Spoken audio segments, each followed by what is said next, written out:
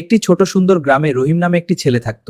এই আমার গ্রাম খুব সুন্দর, তাই না? সে এখানে তার পরিবারের সাথে থাকত। রহিম খুব গরিব ছিল, কিন্তু সে ছিল খুব সৎ ও ভদ্র। মা বলতেন, বা মানুষ না দেখলেও আল্লাহ সব দেখেন। ভাই, এখানে কোনো কাজ আছে? না ভাই, আজ কোনো কাজ নেই। আচ্ছা, আমি একটু যাচ্ছি, তুমি দোকানটা দেখে রেখো। তারপর কি হলো এটা দেখার আগে আল্লাহকে ভালোবাসলে লাইক সাবস্ক্রাইব করবেন, আর না বাসলে বুঝবো শয়তানকে ভালোবাসে। দোকানে অনেক সুন্দর ফল ছিল, আপেল, কমলা আর পাকা আম।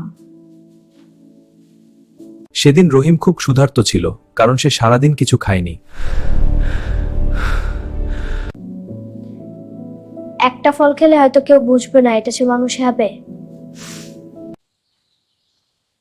মানুষ না দেখলেও আল্লাহ সব দেখেন। রহিম সাথে সাথে নিজের হাত সরিয়ে নিল এবং ফলটি খেল না। রহিম, তুই এই কাজটা কর। জি ঠিক আছে। এই গল্প আমাদের শেখায়, মানুষ না দেখলেও আল্লাহ সবসময় আমাদের